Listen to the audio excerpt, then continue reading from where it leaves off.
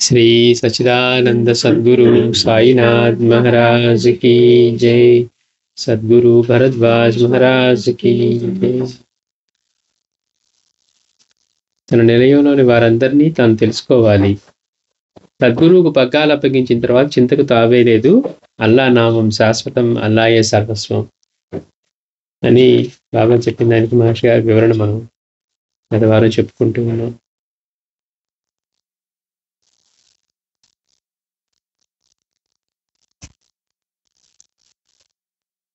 మహర్షి గారు అంటున్నారు, శాస్త్రం పరిచయం ఉన్నంత మాత్రాన ముఖ్య సూత్రం పూర్తిగా అర్థమవుతుందంటానికి వీల్లేదు. ఏదో శాస్త్రం తెలుసుకున్నాం అనుకోండి, చదువుకున్నంత మాత్రాన దాని యొక్క ముఖ్య సూత్రం మనకి పూర్తిగా అర్థమవుతుందంటానికి వీలు లేదు. అహంకారాది వికారాలు శాస్త్ర విజ్ఞానాన్ని కూడా నిష్ఫలం చేస్తాయి. అంటే మన దగ్గర శాస్త్ర విజ్ఞానం ఉన్నా కానీ మనలో ఉండే అహంకారం, మిగిలిన వికారాలు ఏవైతే ఉన్నాయో అవి శాస్త్ర విజ్ఞానాన్ని కూడా నిష్ఫలం చేస్తాయి. 4 శాస్త్రాలు చదివి తనకే అంతా తెలిసిన అజ్ఞానం ప్రబలడం లోకంలో చూస్తాం. అంటే స్పిరిచువల్గా జీవించడం అంటే విషయాల్ని గుర్తుపెట్టుకోవడం కాదు, లేకపోతే మనకి 4 గ్రంథాల్లో చెప్పిన విషయాల్ని, శ్లోకాల్ని వల్లించడం కాదు. మహర్షి గారు చెప్పినట్టుగా ఆధ్యాత్మికత అంటే జీవించడం. ప్రతి క్షణము మనం ఆయన దైవలో జీవిస్తూ ఉన్నాం, ఆయన సన్నిధిలో జీవిస్తూ ఉన్నాం. అన్ని రూపాలు, అన్ని ప్రాణుల్లోనూ ఆయనే ఉన్నారని మనం ఎంత గుర్తుపెట్టుకొని తదనుగుణంగా జీవిస్తూ ఉన్నామో అది ఆధ్యాత్మికంగా మనం జీవించడం. అంతే తప్పించి మనకి భగవద్గీతలో 10 శ్లోకాలు తెలిసినంత మాత్రానో, లేకపోతే ఇంకో గ్రంథంలోంచి సంస్కృతం తెలిసినంత మాత్రానో మనకి ఒరిగేది ఏం లేదు. అందుకని మాస్టర్ గారు చెప్తున్నారు, మనకి ఒకవేళ శాస్త్ర విజ్ఞానం ఉన్నా కూడా మనలో అహంకారాది వికారాలు కనుక ఉంటే, నాకు తెలుసు అన్న భావం వస్తే చాలు, అయిపోతుంది. అవి మన దగ్గర ఉన్న వాటిని కూడా నిష్ఫలం చేస్తాయి అంటున్నారు. 4 శాస్త్రాలు చదివి తనకే అంతా తెలుసన్న అజ్ఞానం ప్రబలడం లోకంలో చూస్తాం. అన్ని మత గ్రంథాల యొక్క సారం అంతా బాబా దగ్గర ఉన్నా కానీ, వేదాలు, ఖురాను, లేకపోతే మిగిలిన ఎక్కడ తీసుకున్నా కానీ, అన్నీ ఉన్నా కానీ అనేది వినమ్రంగా ఉన్నారు. మనకే 2 విషయాలు తెలిస్తే పక్కన వాళ్ళు చెప్పకుండా ఉండలేం. అన్నీ తెలిసి ఆయన ఎంత అంటే వచ్చిన వాళ్ళు ఆశ్చర్యపోవడమే తప్పించారు. ఇంత సేవ ఎప్పుడు చేశారు బాబా, ఇన్ని గ్రంథాలు ఎప్పుడు చదివారు, గురువు దగ్గర ఎంతో కాలం ఉండి సేవ చేస్తే కానీ వల్లించిన విధంగా ఇటు వేదాల్లో స్వరం చెప్తున్నారు, వేదం చెప్తున్నారు. అట్లానే ముస్లిం ప్రముఖులు వస్తే వాళ్ళతో ఖురాన్లోని వీళ్ళకి తెలియని నిగూఢమైన అర్థాలు చెప్తున్నారు. వీళ్ళకున్న భావాన్ని కరెక్ట్ చేస్తున్నారు. అలా చెప్పలేదు, ఇంకా ఇన్ని చోట్ల ఇలా చెప్పారు అని. ఇదంతా ఎలా సాధ్యమవుతుంది? ఆయన అన్నీ ఉండి అంత వినమ్రంగా ఎలా ఉన్నారు, అంత శ్రోత్రియుడయ్యండి. కానీ అహంకారం ఉండటం వల్ల మనలాంటి వాళ్ళకి అందరికీ కూడా నాకు తెలుసు అన్న భావం వస్తుంది. దానివల్ల మనలో ఉండేవన్నీ మనకి ఆ తెలుసుకున్న వాటిని కూడా నిష్ఫలం చేస్తాయి. అంటే చెప్పుకోవడానికి తప్పించి ఆచరించడానికి పనికి రాకుండా పోతాయి అన్నమాట. అందుకని మాస్టర్ గారు అంటున్నారు, ఒకరిని తనకంటే అధికులని అంగీకరించే వినమ్రత చాలా అరుదు. మనకంటే మనం అందరికంటే గొప్పవాళ్ళని చెప్పుకోవాలనుకుంటాం, కానీ గొప్పవాడిని చూసిన మనం ఏదో ఒకటి ఇదా వాళ్ళు ఏదో చేశారులేండి అనే మాట అంటే వాటిని ఎంతసేపు మనం తక్కువ చేయాలని చూస్తాను తప్పించి నాకంటే నిజంగా అధికుడు. అంటే మనలో అహంకారం ఎంత బలీయంగా ఉంటుందో చూడండి. మనకి ఏమి తెలియదన్న విషయం తెలిసి కూడా, అన్నీ తెలిసినట్టుగా నటిస్తూ కూడా పక్కన వాళ్ళ యొక్క గొప్పతనాన్ని, ఇప్పుడు మనకి అన్నిటికంటే భగవంతుడు గొప్ప. శాస్త్ర విజ్ఞానం, ఇప్పుడు మనం ఒక డాక్టర్ వచ్చాడు అనుకోండి, ఆయన లండన్లో చదువుకున్నాడంటండి, లేకపోతే ఇక్కడెక్కడో చదువుకున్నాడంటే ఆయన గౌరవిస్తాం. ఎందుకని మన దగ్గర చేత కాదు కాబట్టి. కానీ అసలు డాక్టర్ చదువుకునే శాస్త్రాన్ని అందరికంటే ముందు ఒక మనిషి ఇలా పనిచేయాలి, అందులో ఒక ఆర్గాన్ ఇలా పనిచేయాలి, ఆర్గాన్ ఇంతే డెవలప్ అవ్వాలి, మనిషి పెరిగినట్టుగా ఆర్గాన్స్ కనుక అన్నీ పెరిగిపోతే వాడు ఉండటానికే ఉండదు. ఇంత అద్భుతమైన సైంటిస్ట్ అయితే ఆయన గమనించడానికి, ఆయన కీర్తించడానికి చాలదు. మనకి పొట్టకూటి కోసం పనికొచ్చే చదువుని వాటిని గౌరవిస్తున్నాం. కానీ అసలు అన్నిటికంటే ముందు మనం పక్కన వాళ్ళని మనకంటే గొప్ప, నిజంగా గొప్ప అయినా కాకపోయినా మనం, అందుకే ఆంజనేయ స్వామి అంటారట, నాకంటే అందరూ ఎక్కువ వాళ్ళే కానీ సమానులే కానీ నాకంటే తక్కువ వాళ్ళు ఎవరు లేరమ్మా అన్నారంట శ్రీరామ్ గారు. చూడండి ఎంత వినమ్రత అంటే. మరి అందరూ అయితే దాటగలగాలి కదా, మరి ఆయన ఒక్కటే దాటి వచ్చాడు. వచ్చి కూడా ఏం చెప్తున్నాడు, అక్కడ ఉన్న వాళ్ళందరూ నాతో సమానులు, నాకంటే ఎక్కువ వాళ్ళే తప్పించి నాకంటే తక్కువ వారు ఎవరు లేరన్నారు. అంటే ఎంతటి వినమ్రత అంటే, మనం 4 విషయాలు తెలుసుకున్నామండి. మనకెందుకు పనికి రావాలవి? అంటే మన జీవితంలో ఉపయోగించుకోవటానికి పనికి రావాలి. అట్లా ఉపయోగపడేదే తప్పించి, నలుగురికి చూపించుకోవాలనో, నలుగురికి మన మాటలతో ఏదో గొప్పగా అనుకోవాలనుకుంటే, మనకి ఒరికేదే లేదు. పాపం తెలియని వాడంటాడు, వీడికి చాలా విషయాలు తెలుసండి అనుకుని వెళ్ళిపోతాడు. కానీ ఎండ్ ఆఫ్ ద డే మనకొచ్చేదేమీ లేదు. మనకెప్పుడొస్తుంది? బాబానో, స్వామీజీనో, మాస్టారో చెప్పాలి. వీడు నేను చెప్పింది చెప్పినట్టు ఆచరించాడు అని ఆయన దగ్గర నుంచి రావాలి. మిగిలిన వాళ్ళు ఎంతమంది ఎన్ని మాటలు చెప్పినా గానీ, మనకి పైసా ప్రయోజనం గూడా ఉండదు. అందుకని ఒకరిని తనకంటే అధికులు అని అంగీకరించే వినమ్రత చాలా అరుదు. అదే సాయి తమ గురువును అన్వేషించిన కథలో చెప్తారు. బాబాకి చెప్పిన కథల్లో గురువుని ఎట్లా ఆశ్రయించారో చెప్తూ నలుగురు మిత్రులతో కలిసి వెళ్ళినప్పుడు వీళ్ళు దారి తప్పి వెళ్తూ ఉంటే ఆయనకి ఒక అడవిలో ఒక ఆయన తారసిల్లుతాడు. చూస్తే ఆయన ఎలా ఉన్నాడంటే ఏదో అటవికుడు, చదువులేని వాడుగా ఉన్నాడు. అందుకని ఆయన ప్రేమగా వీళ్ళని ఆపి పలకరించి, ఆకలితో మీరు ఏ అన్వేషణ సాగించలేరు, అన్నపానీయాలు తీసుకొని వెళ్ళండి అన్నదాన్ని వాళ్ళు తిరస్కరించారు. ఎందుకని? మనమైనా చూడండి, ఏదో కొంచెం మనకంటే ఎక్కువ ఉన్నవాడు పిలిస్తే వెళ్ళాలని తపన పడతాం గానీ, అదే ఏదో తక్కువ వాళ్ళు పిలిచారనుకోండి, ఏం వెళ్తాంలే అనుకుంటాం. అంటే గుర్తించడం మనకి మాస్టర్ ఏమంటున్నారు? ఒక్క సాయినాథుడు మాత్రమే. ఆయన కూడా ముందు వెళ్ళిపోయి, మళ్ళీ తర్వాత వచ్చి తిరిగి వచ్చినప్పుడు, ఆయన ఏమీ ఆశించకుండా ప్రేమను చూపిస్తూ, వీళ్ళ కోసం ఆయన ఆలోచిస్తూ, వీళ్ళ ఆకలి గురించి ఆయన ఆలోచించి సమర్పించడానికి ఆయన సిద్ధంగా ఉన్నారు. అంటే ఏమి కోరక. మనమేదో హోటల్‌లోకి వెళ్లి డబ్బులు కట్టి తింటం వేరు. అసలు మనం ఏం అడగకుండానే వీళ్ళు ఆకలితో ఉన్నారని చెప్పి, వీళ్ళు తక్కువ అనుకునే ఆయన అసమానమైన ప్రేమ, అదేమీ ఆశించకుండా చూపించడం వేరు. అందుకని మన దగ్గర ఈ జ్ఞానం ఉండేసరికి ఏమవుతుంది? 4 విషయాలు తెలిసినేసరికి దైవీ గుణాలు ఏమున్నాయో వాటిని కూడా విస్మరించారనమాట. అంటే అందుకని మాస్టర్ గారు అంటున్నారు, ఆయనతో బయలుదేరిన వారు అడవిలో తారసినటువంటి అడవి వాని ఆతిథ్యాన్ని, ప్రేమను, నిరహంకారాన్ని, పరోపకార బుద్ధిని దైవ లక్షణాలుగా గుర్తించలేక, అవి సత్వగుణంలో ఉన్న యాట్రిబ్యూట్స్ పక్కన వాళ్ళ గురించి ఆలోచించి, వాళ్ళకి ప్రేమతో ఉండటం, వాళ్ళకి అవసరమైతే పెట్టడం, ఇవన్నీ దైవ లక్షణాలుగా చెప్తున్న వాటిని గుర్తించలేకపోయారు. అందుకని ఏం చేశారు? అతన్ని నిరాకరించి స్వబుద్ధితో అన్వేషణ చేయదలిచి వెళ్ళిపోయారు. మొదట సాయి కూడా అలానే చేశారు. అంటే మిగిలిన మిత్రులతో పాటుగానే వెళ్ళినా, మళ్ళీ వాళ్ళ అదృష్టం కొద్దీ వాళ్ళు అడవిలో దారి తప్పి మళ్ళీ అక్కడికే వచ్చారట. అందుకని రెండోసారి ఆయన చెప్పినప్పుడు, అప్పుడు సాయినాథుడు ఆలోచించాడు. అరే! ఈయన మన నుంచి ఏమీ ఆశించకుండా అసమానమైన ప్రేమ చూపిస్తున్నాడు. మన ఆకలి గురించి ఆయనకెందుకు? కానీ అంటే అప్పుడు గుర్తించాడు. ఓహో! ఇవి దైవీ లక్షణాలు అని. నా వరకు ఉంది, నేను తిన్నాను, పక్కనోళ్ళతో సంబంధం లేదు అనేట్టుగా ఉండకుండా. అందుకని అట్లా వాళ్ళు వెళ్ళిపోయారు. తర్వాత సాయి కూడా అలానే చేస్తారు. ఆ అడవే సంసారం. రాగద్వేష లోభాదులే అందులోని క్రూర జంతువులు. అంటే మనం భయపడాల్సింది దేనికి? మనలో ఉన్నటువంటి బలహీనతలకి. మన దగ్గర ఎన్ని ఉన్నా మన పతనం మనం ఎలా తెచ్చుకుంటాము అంటే, మనలో ఉండే ఆలోచనలు, మన ప్రవర్తన. మన దగ్గర ఎన్నన్నా ఉండనివ్వండి, ఇవన్నీ మనతో రావు. మనతో వచ్చేదేంటి? మన స్వభావం. మనం ఏ స్వభావంతోటి ఎలా ప్రవర్తిస్తూ, ఎలా జీవిస్తూ, ఎలాంటి రుణానుబంధాలని ఏర్పరచుకుంటూ, పక్కన వాళ్ళకి ఉపయోగపడేట్టుగా జీవిస్తూ ఉన్నామా? వాళ్ళందరికీ ఇబ్బందికరంగా ఉన్నామా? ఇవన్నీ. అందుకని మనలో ఉన్న రాగద్వేష లోభాదులే అందులోని క్రూర జంతువులు. అంటే మనలో ఉన్న బలహీనతలే వైల్డ్ యానిమల్స్ అనమాట. అంటే ఏంటి? మనం వైల్డ్ యానిమల్ దొరికితే మనం బలైపోతాం వాటికి.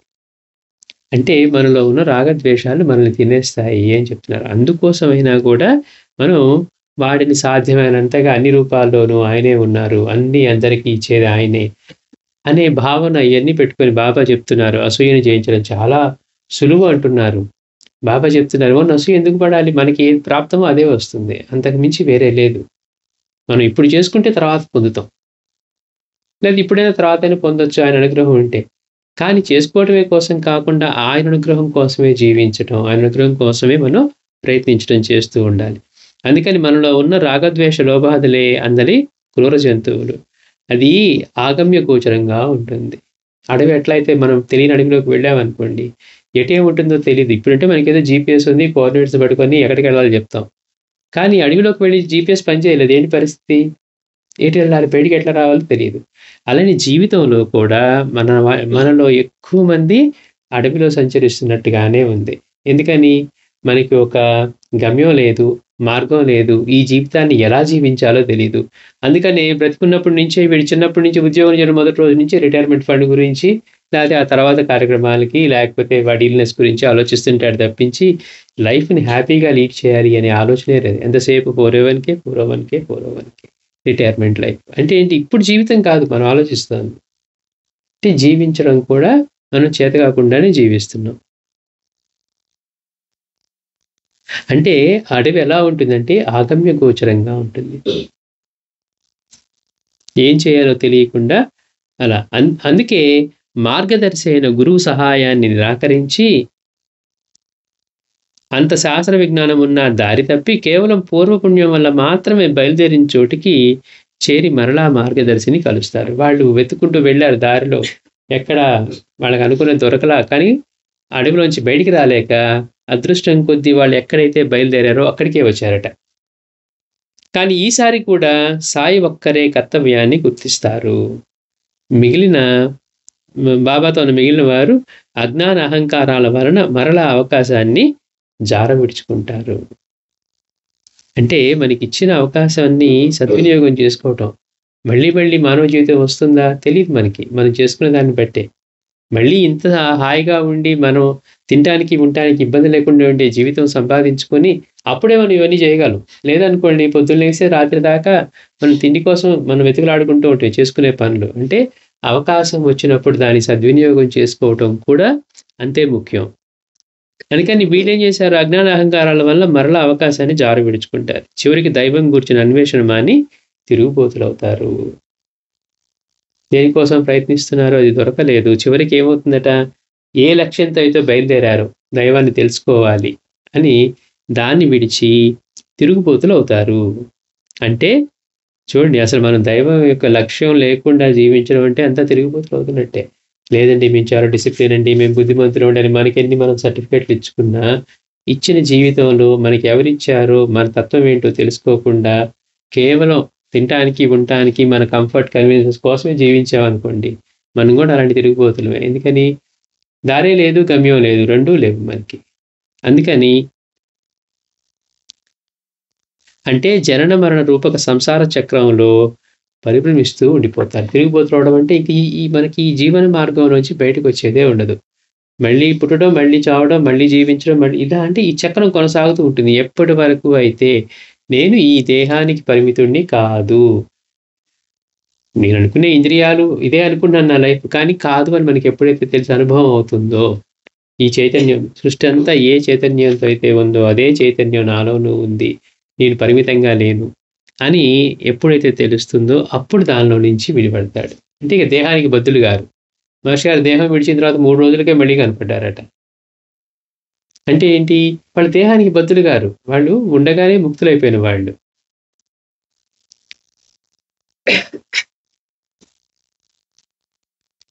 అలా కాని వాళ్ళు తిరిగిపోతులవుతారు అంటే ఈ సంసార చక్రంలో పడి తిరుగుతూనే ఉంటారనమాట. అంటే ఇందులోంచి బయటికి రాలేక ఇన్ఫైనైట్ లూప్‌లో పడిపోవటం. అంటే వీరి విజ్ఞానం కూడా వీరికి ఉపకరించలేదు. ఎన్ని తెలుసుకున్నా కానీ వీళ్ళకి ఉపకరించలేదు. మరి వాళ్ళ నలుగురు ఎలా మాట్లాడుకుంటున్నారు? ఒకడేమో ఆత్మయే సత్యం, కనపడేదంతా మాయ, ఇలాంటి మాటలు మాట్లాడుతున్నారు. అంటే వాళ్ళకి తెలియదా? తెలుసు. కానీ గురువుని ఆశ్రయించి ఆ దారి గుండా వెళ్ళి మార్గాన్ని పొందిన వాడిని పట్టుకోవాలి అనే ఇది కూడా లేదు. ఎదురైనా కానీ వాళ్ళ సహాయాన్ని నిరాకరించారు. నిజమైన శాస్త్ర విజ్ఞానంతో మనిషి వినమ్రుడు కావాలి. శాస్త్ర విజ్ఞానం అంటే మనం విజ్ఞానం సాధించుకున్నాం అనుకోండి, చదువుకున్నాం, మనకి నాలెడ్జ్ ఉందనుకోండి, నాలెడ్జ్‌తో ఏమవ్వాలట అంటే వినమ్రత రావాలట. ఎంతో వినమ్రుడుగా బాబా ఉన్నారు. ఎన్ని తెలుసు ఆయనకి తెలియని శాస్త్రమే లేదు. మాస్టర్ గారు ఉన్నారు, తెలియని శాస్త్రమే లేదు. స్వామీజీ ఉన్నారు. మరి వాళ్ళందరూ ఊరికే ఎక్కడ పడితే అక్కడ మాట్లాడటం ఎలా ఉందా? బాబా దగ్గరికి పరీక్ష చేయడానికి వచ్చిన వాళ్ళకి ఆయన స్వరం చెప్తూ ఉంటే ఆశ్చర్యపోయారు. అంతే తప్పించి అప్పటిదాకా ఆయనకి ఇన్ని తెలుసని కూడా తెలీదు. అదే మనమైతే ఎట్లా ఉంటాం? ఆయన అన్నీ ఉండి కూడా ఎంత సామాన్యంగా, ఎంత వినమ్రంగా, అంటే అల్లా మాలిక్, భగవంతుడే యజమాని. నేను కేవలం ఆయన ఆయన బానిసని అని బాబా అంటూ ఉండటం. అందుకని శాస్త్ర విజ్ఞానంతో మనిషి వినమ్రుడు కావాలి, హంబుల్గా ఉండాలి. మనకి తెలుసు, మిగిలిన వాళ్ళకి తెలియదంటే అర్థం ఏంటి? తెలిసింది మనం ఉపయోగించుకోవాలి. లక్ష్యానికి కావలసిన సద్గుణ సాధన సంపత్తి తనలో అది లేకపోవటం బాగా తెలియడం వలన తనలోని అహంకారం నిర్మూలనమై పరిపూర్ణత నొందిన మహనీయుల పట్ల భక్తి శ్రద్ధలు ఇనుమడించాలి అంటున్నారు. అంటే ఏంటట? మనం లక్ష్యాన్ని సాధించాలనుకున్నాం. ఆ లక్ష్యానికి కావలసిన లక్ష్యం ఏంటి అంటే, మనం గురువు యొక్క అనుగ్రహం పొంది మనం కూడా ఈ దేహానికి పరిమితం కాదు అనేది మనకి స్వయంగా ఎట్లా అయితే బాబా ఏ స్థితిలో అయితే జీవిస్తూ ఉన్నారో అలాంటి స్థితిని బాబా అదే కదా, నా స్థితే నీకు ఇస్తానంటున్నారు. అలాంటిది రియలైజ్ అవటం కోసం కావలసినటువంటి సద్గుణాలు. స్వార్థంగా ఉండి అవన్నీ సాధించాలంటే అయ్యే పనే కాదు. చూడండి, అందుకని సద్గుణ సాధనా సంపత్తి ఇదంతా మనం సాధన చేస్తే తప్పించి, పైగా తనలో అది లేకపోవడం బాగా తెలియడం వల్ల, అరే మనం ఇంతకాలం నుంచి అనుకుంటున్నాం, మనం అనుకున్న లక్ష్యం చేరాలి అంటే మనం స్వార్థం విడిచి, ఇప్పుడు సాయి ఉన్నారు, భిక్ష చేశారు అంటే ఆయన కోసం భిక్ష చేసిన సందర్భం ఎక్కడా ఉండదు. ఆయనకి కావాలంటే ఎంతో మంది తెచ్చిస్తున్నా కానీ వాటిని తాకి మళ్ళీ వాళ్ళకే తిరిగిస్తున్నారే తప్పించి ఆయన విందు భోజనం చేయట్లేదు. ఆయన భిక్షకి ఆయన ధర్మం ప్రకారం వెళుతూ భిక్షపై ఆధారపడే జీవులు, కుక్కలు, పిల్లులు, అక్కడ మనుషులే కాదు. చూడండి గమ్మత్తు, ఆరోగ్యం బాగోలేనప్పుడు కూడా ఎవరైనా పట్టుకొని వెళ్ళేవారట. అంటే ఇటువంటి సద్గుణ సాధనా సంపత్తి తమలోది లేకపోవడం బాగా తెలియటం వలన, అంటే నాకు ఈ లక్ష్యం సాధించాలంటే, మనకి శ్రీ గురు చేతిలో చెప్పారు, బాబా చేతిలో చెప్పారు, మనిషికి ఏ భగవద్గీతలో అంతా చెప్పింది అవే. ఇవన్నీ లేకపోవటం వల్ల నేను ఎన్ని చేసినా కానీ నేను గమ్యాన్ని చేరుకోలేను, పొందలేను, నాలో అన్ని బలహీనతలే ఉన్నాయని తెలిసినప్పుడు వాటిని తొలగించుకొని మంచి లక్షణాలని, మంచి గుణాలని పెంపొందించుకోవాలి అని మనలో ముందేం తెలియాలట? మనలో కావాల్సింది ఏమీ లేవు. క్వాలిఫికేషన్, జాబ్ తెచ్చుకోవాలనుకుంటున్నాం, జాబ్ తెచ్చుకోవాలనేది లక్ష్యం. కానీ వాడు అడిగేవి మన దగ్గర ఏమీ లేవు. అప్పుడు ఏం చేయాలి మనం? అవి నేర్పే వాళ్ళ దగ్గర, అవి నేర్పిస్తున్న వాళ్ళ దగ్గర మనం చేరటమో తెలుసుకోవడమో చేయాలి. అట్లాగే మనం ఈ జన్మ పరంపరలోంచి బయటపడాలి, గురువు యొక్క అనుగ్రహం పొందాలి అంటే మనలో సాధనా సంపత్తి, అలాగే నిరంతరం గురువును స్మరించగలిగిన మానసిక స్థితి. అలా ఇప్పుడు ఊరికే అనుకుంటే రాదు. ప్రాక్టీస్ చేస్తూ ఉంటే తప్పించి, మనకి రోజు సాధన చేసుకోవడం అలవాటు అయితే తప్పించి నామస్మరణ చేయాలన్నా కానీ రాదు. కింద పెడితే అబ్బా అని అంటాం కానీ బాబా అని అనం మనం. అంటే అది ఎంత సహజమైపోయి ప్రతిదానికి ఒక బాబా ఇచ్చినటువంటి స్థితిలాగా, శ్యామకి నిద్రపోతూ ఉన్నా కానీ చివరిలో ఆయన గురక పెడుతూ ఉన్నా కూడా సద్గురు సాయినాథ్ మహారాజ్కి చేయని వచ్చేదారు గురక కూడా. అంటే శ్వాసలో ఆయన నామం, ఆయన గురించి చేయటం అంత సహజంగా చేశారు బాబా. అంటే మనలో ఈ సాధనా సంపత్తి లేదు, నేను పొందడానికి కావలసినవి, నేను స్పిరిచువల్గా నేను ముందుకు వెళ్ళాలనుకుంటున్నాను, మంచి జీవితం ఆనందకరంగా జీవించాలనుకుంటున్నా, కానీ నాలో ఉన్న బలహీనతలే ఎక్కువ ఉన్నాయి అని ఎవరైతే తెలుసుకుంటారో, అందుకే బాబా అంటున్నారు తన నిలయంలోని వారందరినీ తెలుసుకోవాలంటే మనలో ఉన్న పాజిటివ్స్ కంటే ముందు మనం తెలుసుకోవాల్సింది ఏంటి? మనలో నెగిటివ్స్ ఏమున్నాయి. అందుకని తన నిలయంలో వారందరినీ తెలుసుకోవాలి. నేను వెళ్తే ఇలాంటి ఆలోచన వస్తుంది, ఇలాంటిది రాకూడదు అని మనం గమనించాలని పెట్టుకున్నాం అనుకోండి, అప్పుడు అది కంట్రోల్లో ఉంటుందట. మనం ఎక్కడికైనా వెళ్తూ ఉన్నాం, అక్కడికి వెళ్ళినప్పుడు అన్ని గాజు బండి మాస్టర్ అంటారు, అన్ని అద్దాలతో చేసినవి ఉన్నాయి, మనం అక్కడ అద్దాలతో చేసినవి ఉన్నాయి, జాగ్రత్తగా ఉండాలి అని ముందు పెట్టుకుని వెళ్ళాం అనుకోండి, దానికి తగలకుండా పిల్లల్ని కూడా పక్కకి రండి, ఎందుకని అవి ఖరీదేవి, ఏదైనా పగిలితే వాడు $10,000 కట్టండి అన్నాడు అనుకోండి, ఏం చేస్తాం? అందుకని ఏం చేస్తాం? మన దృష్టి అంతా ఎలా ఉంటుంది? అవి ఎంత అందంగా ఉన్నా, ఎంత అద్భుతంగా ఉన్నా జాగ్రత్తగా దూరంగా ఉండి చూడటం మొదలు పెడతాం. లేదు, మనం ఒక చోటికి వెళ్తున్నాం, కాబట్టి మీరు అక్కడ జాగ్రత్త, పలానా ఈ పిక్ పాకెటర్స్ వస్తారు, ఇదిగో వాటి లక్షణాలు ఇట్లా ఉంటాయి అని చెప్పారనుకోండి, ఎంత గొప్ప పార్టీ జరుగుతూ ఉండనివ్వండి, మన దృష్టి ఎట్లా ఉంటుంది? వాడు ఎక్కడ వస్తాడో, నిజంగా ఇక్కడ ఉన్నాడో, ఈ జనంలో ఎక్కడున్నాడో అని మన దృష్టి పనిచేస్తూ ఉంటుంది. అంటే మనలో ఉన్న బలహీనత పట్ల కూడా మనం అవేర్నెస్ తెచ్చుకుంటే, నాకు ఇలా వెళ్తే నేను ఇలా మాట్లాడతాను, నాకు ఇలాంటి ఆలోచనలు వస్తాయి అని ముందు నుంచే మనం చెక్ చేసుకోవడం పెట్టామనుకోండి, లేకపోతే వాళ్ళు ఇలాంటివి మాట్లాడతారు, మనం ఇలా మాట్లాడకుండా ఉండాలి అనే దానికోసం మనం ఆలోచన చేస్తూ ఉన్నాం అనుకోండి, అంటే ఆ అవేర్‌నెస్ తెచ్చుకోవడం ఎంత అవసరం అంటే, ఆ మూమెంట్‌లో మనం అలా పని చేయకుండా ఉండటానికి. అందుకని బాబా అంటున్నారు, మనలోని వారందరినీ తెలుసుకోవాలి ముందు. సాధనా సంపత్తి పరంగా కూడా. అందుకని అయ్యో! మనలో ఇవి లేవు అన్నప్పుడు ఏమవుతుంది? నేను అనవసరంగా అహంకరించానే. నా దగ్గర ఒక్కటి కూడా లేదు అది సాధించుకోవటానికి అని మనలోని అహంకారం నిర్మూలనమయ్యి, పరిపూర్ణత చెందినటువంటి మహనీయుల పట్ల భక్తి శ్రద్ధలు ఇనుమడించాలి. అబ్బా! మన దగ్గర ఒక్క అక్షరం కూడా లేదు. కానీ నేను ఈ జన్మలో స్వామీజీ సేవ చేసుకుంటేనో, బాబా సేవ చేసుకుంటేనో వాళ్ళు నన్ను ఉద్ధరించగలరు.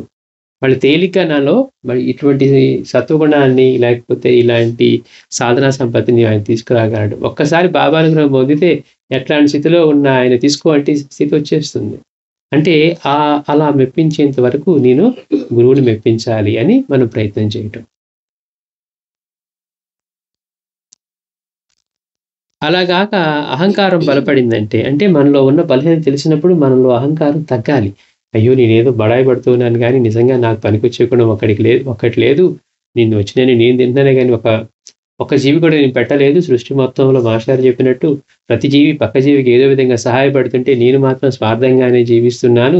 దీనివల్ల మళ్ళీ నేనే చుట్టో పుట్టగాను పుట్టి తర్వాత వీటన్నిటికి రుణం తీర్చుకోవాల్సిందే గానీ, మళ్ళీ నాకు ఒరిగేది ఏం లేదని తెలిసినప్పుడు, అందరితో సమానంగా ప్రేమగా పంచుకొని జీవించగలుగుతూ ఉన్నప్పుడు ఉండే ఆనందం మనకి విడిగా రాదు. కానీ ఇది తెలిసిన తర్వాత జీవించే విధానం వల్ల ఏమవుతుంది? మనలో ఉన్న బలహీనతల్ని నేను అధికుణ్ణి అనే దాని నుంచి అందరిలో ఆయనే ఉన్నాడు.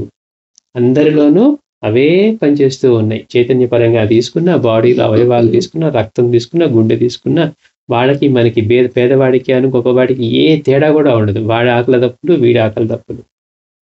ఇవన్నీ తెలిసినప్పుడు మనకి అధికుడు అంటానికి మనకంటే అధికుడు ఆయనే తప్పించి అసలు మనం అధికులం కాదు అనేది గుర్తుపెట్టుకోవాలి. అందుకని అలా కాకుండా అయినా గాని అహంకారమే బలపడుతూ ఉందనుకోండి. మహాత్ముల ఎడల తుడీకార, నిర్లిప్త వైఖరులు ఏర్పడ్డాయంటే సేకరించిన పాండిత్యం జీర్ణంగాని ఆహారంగా విషతుల్యంగా పరిణమించగలదని అర్థం. మనలో అహంకారం ఉంటే ఏమవుతుందట అంటే ఎంత గొప్ప ఆహారం తిన్నా మనకి జీర్ణం కాని ఆహారం అనుకోండి, డైజెస్ట్ కానిదనుకోండి, మనకేం చేస్తుంది? వికటిస్తుంది, ప్రాబ్లం క్రియేట్ చేస్తుంది. అట్లాగే వినమ్రత లేకుండా, సత్వగుణం లేకుండా, ఈ అహంకారం లేకుండా కనుక మనకి ఒకవేళ శాస్త్ర విజ్ఞానం వచ్చినా కానీ వాళ్ళు ఏం చేస్తారు? దాన్ని ఒక డిఫెన్స్ లాగా వాడుకుంటారు. లేకపోతే పక్కన వాళ్ళకి తెలియంది నాకు తెలుసు అని చెప్పుకోవడానికే తప్పించి, వీడి జీవితంలో ఉన్నతి పొందటానికి కానీ, గమ్యం చేరటానికి కానీ ఎక్కడ ఉపయోగపడదు. పైగా విషతుల్యంగా మారుతుంది అన్నారు. అంటే ఏంటి? మనం తీసుకున్న ఫుడ్ పాయిజనింగ్ అయిందండి అంటాం. అంటే ఏమైతుంది? మనకి అదే ఫుడ్ పక్కన వాడు తిన్నా వాడికి బానే ఉంది. కానీ మనకి వీడికి అజీర్ణం అవుతోందది. అందుకని అది విషతుల్యంగా మారుతుంది అంటున్నారు. అట్టి అవాంఛనీయమైన పరిణామాలు సంభవించకుండా ఉండగలందుకే శాస్త్రాధ్యాయాన్ని ఎప్పుడూ స్వయంగా చేయరాదని, దాన్ని బోధించ సమర్థుడు, అర్హుడు అయిన ఆచార్యుని వర్ధనే చేయాలని శాస్త్రం. అందుకని ఆధ్యాత్మికతలో గురువు దగ్గర నుంచి ముఖతః నేర్చుకొని చేయాలి తప్పించి, నేను పుస్తకంలో ఆ మంత్రం చదివానండి, ఆ మంత్రం చేసామనుకోండి ఉపయోగం లేదు. కొత్త విషయాలు తెలుసుకున్నాం అనుకోండి అహంకారమే వస్తుంది. అందుకని ఇలా రాకుండా ఉండటం కోసమే దాన్ని ఎలా తెలుసుకోవాలి, దాన్ని ఏ ప్రయోజనం కోసం తెలుసుకోవాలి అనేది. అందుకని మనం శాస్త్రాలని చదువుకోకుండా దానిని బోధించ సమర్థుడు. ఇప్పుడు జ్ఞానోచంద్ర ఉన్నాడు. బాబా దగ్గరికి రాకముందు భగవద్గీత యొక్క 3 భాష్యాలు చదువుకున్నాడట. 3 డిఫరెంట్ సాంప్రదాయాల్లో ద్వైతం, అద్వైతం, విశిష్టాద్వైతంలో రాసినటువంటివన్నీ చదువుకున్నాడట. కానీ ఒక శ్లోకం చదివినప్పుడు బాబా అడిగారు, రే ఏంటి కొడుకుతున్నావు అన్నారట. బాబాయ్ మీకు అర్థం కాదులే, నేను భగవద్గీత చదువుతున్నాడు, సంస్కృతం అన్నాడట. బయటికి చెప్పు అంటే ఇది సంస్కృతం, చెప్పడానికి మీకు చెప్పినా మీకు అర్థం కాదనట. ఏదో భగవంతుడి గురించి అంటున్నావు కదా చెప్పు అన్నప్పుడు ఆయన శ్లోకం చెప్తూ ఉంటే నాకు ప్రతి పదానికి అర్థం చెప్పు అన్నారట. అనేసరికి తను చదువుకునేది ఏదో చెప్పాడు తప్పించి బాబా ప్రశ్న వేసేసరికి ఒక్కసారిగా అహంకారం దెబ్బతింది. అయ్యో నాకేదో తెలుసు అనుకున్నాను బాబా, నేను చెప్తే మీకు అర్థం కాదన్నాను, మీరు అడిగిన దానిలో ఇంకా జ్ఞానం బదులు అజ్ఞానం చదివితే సరిపోతుందా, ఛందస్సు సరిపోతుందా అంటూ ఉంటే అతని అహంకారం అంతా నశించిపోయింది. ప్రశ్న చేయడం అంటే నేర్పుతున్నారు, పరిప్రశ్న కృష్ణుడు ఎందుకు వాడాడని చెప్తూ ఎందుకు వాడారు కృష్ణుడు అంటే ఆయనకి తెలియదు. అంటే ఎంతమంది ముందు రాసినా కానీ కానీ ఆ ఒక్క మాటతోటి మొత్తం సరిచేస్తూ ఉన్నారు బాబా. అంటే మాస్టర్ గారు అంటారు, ఇప్పటి వరకు ఎంతమంది భగవద్గీతకి వ్యాఖ్యానాలు రాసినా కూడా బాబా లాగా ఈ పరిప్రశ్న గురించి కానీ, ప్రణిపాతం గురించి కానీ, జ్ఞానానికి బదులు అజ్ఞానం అని చదువుకుంటే సరిపోదు. అంటే గురువు కూడా అజ్ఞానమే బోధిస్తాడన్నారు. ఎందుకని? మాటల్లో చెప్పేదేదైనా సాత్వికమైన అజ్ఞానమే. నీకు అనుభూతి కలగాలి. అంటే ఎంతసేపు మనం తీయగా ఉంటది, తీయగా ఉంటది, తీయగా ఉంటదంటే, మన నోటి మీద పడే వరకు ఆ తీపేంటో మనకు తెలియదు. ఎంత తీపి ఉంటదండి? ఒకవేళ మీరు ఒక తీపి గురించి చెప్తున్నారనుకోండి, ఇంకోటేదైనా తీపి వస్తువు తినుంటే, అంతుంటదా అని దగ్గరికెళ్తే మనం పోల్చుకోగలం గానీ, మనం ఎప్పుడు తీపినే చూడలేదు. ఇది చాలా స్వీట్‌గా ఉంటుందండి అన్నారనుకోండి, మనకు ఆ స్వీట్‌నెస్ అర్థం కాదు. అందుకని జ్ఞానం కూడా అనుభవించవలసిందే. అది ఎక్స్‌పీరియన్స్ చేయవలసిందే తప్పించి, మాటల్లో చెప్పి మనకి తీసుకురాలేరు. అందుకని ఇలా చెప్పిన దానికి అంటే అలాంటి యోగ్యుడైన గురువు దగ్గర ఇప్పుడు మాస్టర్ గారి దగ్గరికొచ్చారు. మనం పరిప్రశ్నలు ఎన్ని చదువుకుంటాము. మాస్టర్ గారు ఒక ప్రశ్నకి సమాధానం చెప్తే ఇక మళ్ళీ దాని గురించి మనం అబ్బురపడాల్సిందే. అంటే సంతోషపడి ఆశ్చర్యపోయి ఎట్లా చెప్పారు? ఎలా చెప్పారు? ఎంత అంటే ఏంటి? ఆ తెలుసుకోవటంలో ఆనందం కలుగుతుంది తప్పించి మళ్ళీ ప్రశ్న ఉదయించదు. అట్లా మాస్టర్ ఇంకా వేడికి చెప్పారు అని అనిపిస్తుంది. అంటే సమర్థుడైనటువంటి గురువు అంటే బోధనా దక్షత అనేది గురువుకు ఉండవలసిన లక్షణాల్లో ఒకటి. అభయప్రదాత ప్లస్ బోధనా దక్షత. ఆ 2 ఉండాలి గురువులో. కనుక అట్లాంటి బోధించ సమర్థుడు, అర్హుడైనటువంటి ఆచార్యుని వద్దనే శాస్త్రాలు చదవాలని చెప్పి మనకి శాస్త్రం చెప్పింది. అందుకనే చిన్నప్పటి నుంచే గురువు దగ్గరికి పంపించి సేవ చేయించి అవి చేయించేవారు. మనకుగా మనం చదువుకుంటే తెలుసన్న అహంకారమే వస్తుంది తప్పించి దాని లక్ష్యం ఏదైతే ఉందో. అందుకని శాస్త్రాల్లోని సత్యాలను సరిగ్గా గ్రహించి నిరహంకారాది శుభలక్షణాలు గల గురువు యొక్క సేవలో తత్పరుడైన వాడే అట్టి ఆచార్యుడు. ఆ ఆచార్యుడు కూడా ఎట్లాంటి వాడు అంటే ఆయన కూడా ఈ శాస్త్రాలు ఇవన్నీ కూడా గురువు దగ్గరే అహంకారం లేకుండా ఏ స్వరూపం అయితే ఉన్నాడో, గురు స్వరూపమై ఉన్నాడో ఆయన సేవలో గురు తత్పరుడై, సేవా తత్పరుడై అట్లా నేర్చుకున్న వాడే ఆచార్యుడు. తాను బోధించిన దానిని ఆచరించి చూపగలవాడే ఆచార్యుడు. మరి చూడండి ఎట్లాట అంటే తాను ఏది బోధిస్తూ ఉన్నాడో దాన్ని ఆచరించి చూపాలట. బాబా దగ్గర తీసుకుంటే చెప్పే ప్రతి మాట ఎన్ని సూక్తులు చదువుకుంటామో, ఎన్ని మాటలు చూస్తామో అవన్నీ ఆయనలో మనకి దర్శించడానికి సమన్వయమై ఉంటాయి. రాజయ్యుడిని కూడా పేదవాడిలాగా ఉండాలి అన్నాడు అనుకోండి, బిచ్చగాడిలాగా అట్లానే ఉంటున్నాడు. అంతా ఆయన దగ్గరే ఉంది. అయినా కానీ ఎలా ఉన్నారు? అత్యంత సామాన్యంగా ఉంటున్నారు. అంటే ప్రతి ఒక్కటి ఎంత నిరహంకారంగా ఉండగలుగుతున్నాడు. అల్లా మాలిక్ అంటున్నారు. అల్లా మాలిక్ అంటే ఆయన అలానే ఉంటున్నారు. ఇదంతా గురుకృపే. ఇదంతా భగవంతుడి దయ వల్లే జరుగుతుంది. అంటే ఏ సూక్తి చెప్పినా, ఒక మాట చెప్తే బాబా ఆల్రెడీ అది ఆచరించేది అయ్యే ఉంటుంది. తప్పించి అదేంటోనండి బాబా ఇలా చెప్పారు కానీ ఆయన ఆచరించలేదు అంటానికి అవకాశమే లేకుండా ఉంటుంది ఆచరణ అంతా కూడా. అలాంటి వాడు ఆచార్యుడు. అలానే మన మాస్టర్ గారిని తీసుకున్న, రామకృష్ణ పరమహంసని తీసుకున్న, వీళ్ళందరూ కూడా అలాంటి వాళ్ళు అనమాట. అంటే వాళ్ళు ఒకవేళ ఏదైనా చెప్పవలసి వచ్చి వాళ్ళు ఆచరించని విషయం అయితే వాళ్ళు ఆచరించిన తర్వాతే చెప్పేవారట. అంతా అట్లాంటి వాడు ఆచార్యుడు. అంతే తప్పించి 4 విషయాలు తెలుసుకున్నానండి, మాకు యూనివర్సిటీలో నేర్పారు, లేకపోతే నేను నేర్చుకుంటే ఇవన్నీ నాకు బాగా జ్ఞాపకశక్తి ఉంది కాబట్టి నేను చెప్పి వివరంగా కథ చెప్పగలన్నాడు అనుకోండి, ఉపయోగం లేదు. ఎందుకని? ఆచరించేవాడు చెప్పినది మాత్రమే మనకి ఆచరణలోకి వస్తుందట. అందుకని మాస్టర్ గారు అంటారు, ఎంతమంది ఎన్ని భగవద్గీతలు ఎంతమంది ఎన్ని యజ్ఞాలు చేస్తూ ఉన్నా కానీ జనాల్లో మార్పు రాకపోవటానికి, చెప్పేవాళ్ళలో మార్పు రాకపోవడానికి ఒకటే కారణం. ఎందుకని? వాడికి సత్వగుణం లేదు. రెండవది ఆచరించేవాడు ఎవరైతే ఉన్నారో వాడు చెప్పినప్పుడే మనకి ప్రభావం దాని మీద ఉంటుందట. ఇప్పుడు పారాయణ చేస్తున్నాడు, మీరు పారాయణ చేయండి, మీరు పారాయణ చేయండి, మీరే చేయరు కదంటే మనమే అంటాం. ఎవరైతే చేస్తూ ఆ బలం ఉంటుందో దాని గురించి వాడు చెప్పినప్పుడు నిజమే కదా మనం కూడా అని అది అభిప్రాయం ఏర్పడుతుందట. అట్లా ఆచార్యుడు ఎట్లా ఉంటాడు అంటే తాను బోధించిన దానిని ఆచరించి చూపగలవాడే ఆచార్యుడు. అట్టి ఆచరణ లేని వాని వద్ద ఎంత గొప్ప శాస్త్రాధ్యయనం చేసినా నిష్ఫలమని శాస్త్రం. అంటే అలా కానివాడు ఎంత గొప్పగా చెప్పినా కానీ మనకి నయా పైసా ఉపయోగం రాదనమాట. పవిత్ర గంగాజలమైన మురికి గుంటలోను కుక్కతోలులోను పడితే త్రాగడానికి అయోగ్యమైనట్లే అట్టి వాని బోధ కూడా అయోగ్యమై అవాంఛనీయమైన ఫలితాలను ఇస్తుంది. దారి తప్పే వాళ్ళందరూ అట్లాంటి వాళ్ళ దగ్గరికే వెళ్తూ ఉంటారు. చెప్పే మాటలు విషయాలన్నీ శాస్త్రాల్లోవి వీటిలోనే అయ్యుండొచ్చు. వాడు ఆచరించకుండా సత్ప్రవర్తన లేనివాడై ఉన్నాడనుకోండి, వాడు చెప్పేవి ఎట్లాంటివట, విషయాలు ఎంత గొప్పవైనా కానీ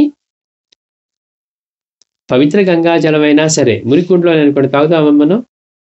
అలాగే కుక్కతోల్లోనూ పడితే త్రాగడానికి అయోగ్యమైనట్లే అట్టి వాని బోధ కూడా అయోగ్యమై అవాంఛనీయమైన ఫలితాలను ఇస్తుంది. అట్టి వారి వద్ద అధ్యయనం చేసిన వాడు కూడా ఇతరులకు బోధిస్తాడు కానీ తాను ఆచరించాడు. ఎందుకని? నువ్వు ఎట్లాంటి వాడి దగ్గర నేర్చుకున్నావు? ఆచరణ లేని వాడి దగ్గరే నేర్చుకున్నావు. వీడి కూడా ఏమవుతుంది, నేర్చుకుంటున్నాడు, అహంకారం వస్తుంది, కేవలం పక్కన వాళ్ళకి చెప్పడానికే విషయం అన్నట్టుగా ఉంటుంది తప్పించి నువ్వు అన్నింటినీ బలహీనతలు జయించంటూ ఉంటాడు, వాడు బలహీనతలకు లోనైపోయి ఉంటాడు. అందుకే మనకి బయటకు వచ్చినప్పుడు ఏదైనా విషయాలు బయటపడితే అనిపిస్తుంది, ఓ వాడు చాలా పవిత్రం అనుకున్నామండి, కానీ వాళ్ళ ఇలాంటి ప్రవర్తన అనుకోలేదు, ఇన్ని కబ్జా చేశాడని తెలీదు, లేకపోతే ఇన్ని ఘోరమైన విషయాలు చేశాడని తెలియదని మనం వాపోతూ ఉంటాం. అందుకని ఎప్పుడూ కూడా బాబా చెప్పినట్టు నిజమైన ఫకీరు చాలా అరుదు. అంటే ఎక్కడో ఒక్కచోటే అలా దొరుకుతాడు అలాంటి మహనీయుడు. ఆయన గుర్తించి పట్టుకోవాలి తప్పించి ఏమోనండి నేను ఊరికే నాకు ఎవరో వాళ్ళు చెప్తే పట్టుకున్నారు అనేది అలా చేస్తే దాని ఫలితమే మనం అనుభవిస్తాం అన్నమాట. తాను ఆచరించవలసిన అవసరాన్ని గుర్తించకనే బోధించ కోరేవాడు కీర్తి ధనాదుల యందు వ్యామోహము చేత మాత్రమే బోధిస్తాడు కనుక అతని శిష్యులకు కూడా అట్టి కుసంస్కారాలే ప్రేరేపిస్తాయి. అంటే చెప్పేవాడు కూడా దేనికోసం చెప్తాడు? వాడు గొప్పవాడు అనిపించుకోవాలని, తద్వారా నలుగురు శిష్యుల్ని వాళ్ళ దగ్గర నుంచి సేవని డబ్బుని కాజేయాలని చేస్తాడు తప్పించి వాళ్ళని ఉద్ధరించాలని కాదు. ఉద్ధరించాలనే వాడైతే ఏం చేస్తాడు? ముందు తాను పూర్ణుడవుతానికి చూస్తాడు, తాను సాధించి ఆ లక్ష్యాన్ని అప్పుడు దాని గురించి చెప్తారు. అందుకే బాబా ఏమన్నారు, మనం ఒకరినన్నా ఆశ్రయించాలి, లేక ఇతరులకు మార్గం అన్నా చూపాలి. అంటే మనం పూర్ణయ్యే వరకు మనం అసలు నోరు ఎత్తకూడదు అనమాట అది. కానీ తెలియని వాళ్ళు ఏం చేస్తూ ఉంటారు, అమాయకుల దగ్గరికి వెళ్ళి వాళ్ళని మోసం చేసి ఈ విధంగా వాళ్ళ దగ్గర నుంచి కీర్తిని ధనాన్ని ఇట్లాంటి వ్యామోహాల చేత వాళ్ళ సేవని పొందుతూ ఉంటారు. కనుక ఆచార్యుని గుణాలను పరిశీలించి తృప్తి కలిగాకనే వారి వద్ద అధ్యయనం చేయాలి. సాయిలో అట్టి గుణాలు ఎంతగా ఉన్నాయో శ్రీ సాయి లీలామృతం శ్రద్ధగా చదివిన వారికి తెలియగలదు అంటున్నారు మాస్టర్ గారు. శ్రీ సచ్చిదానంద సద్గురు సాయినాథ్ మహారాజ్.